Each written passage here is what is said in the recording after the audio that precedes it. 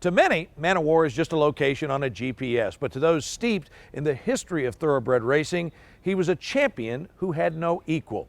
And now on this, the 100th anniversary of his birth, Lexington is planning a huge party. It's a celebration fit for a big red star. America in the 1920s was the heyday for iconic figures. But none came as close to perfection in their pursuit of greatness as Man o' War.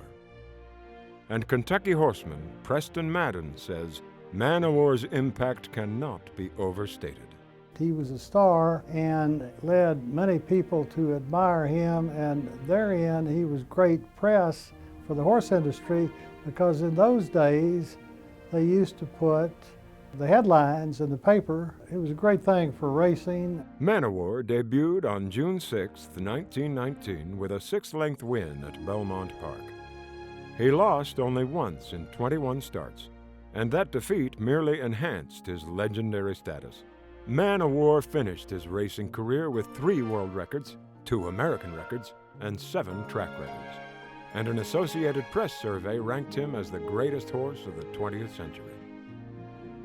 A 1941 edition of the Saturday Evening Post featured Man o' War and his groom, Will Harbert, on the cover more than 2 decades after Big Red's last race.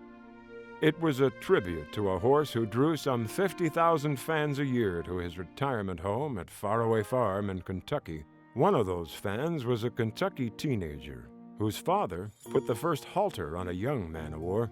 Ursel Ellis would grow to work in the thoroughbred industry, and he vividly remembers the impact Man o' War had on the racing public.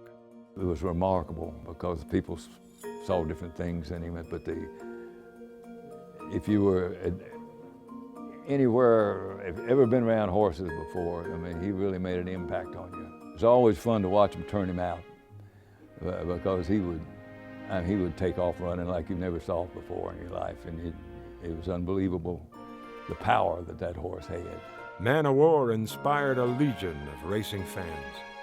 One of them, Ken Grayson, developed a passion for collecting thoroughbred memorabilia, like the saddle worn by Man o' War in that 1920 match race against Sir Barton that was the exclamation point on an incomparable career on the track.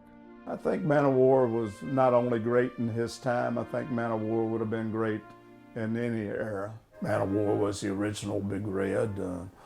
You know, he won his races, every one of them eased up. You know, he won them so easy, carrying an amazing amount of weight compared to every other horse in the race.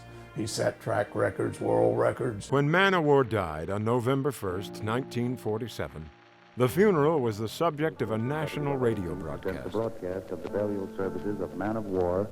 9 different speakers delivered eulogies on the passing of Man o' War, including Claiborne farm owner A.B. Bull Hancock. Man o' War was also eulogized by recently turned centenarian Dr. William McGee, the noted veterinarian who cared for the horse in his later years. I was glad I was there when he died. Seemed to know that somebody was there.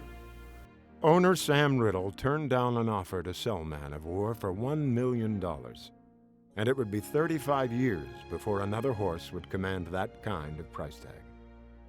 Riddle had a statue erected to commemorate the passing of his gallant steed, which was later moved to the Kentucky Horse Park, where it remains a popular tourist attraction today. The sculptor, Herbert Hazeltine, once said, "There was something that emanated from that noble animal that took my breath away." Joe Palmer, the most famous turf rider of his time, described Man o' War as being as near to a living flame as horses ever get. A fitting epitaph for the horse that captured the fancy of a nation and kept it through his final day. Few horses are memorialized in statue form like Man o' War, and 100 years after his birth, the legend of Big Red remains as revered as ever.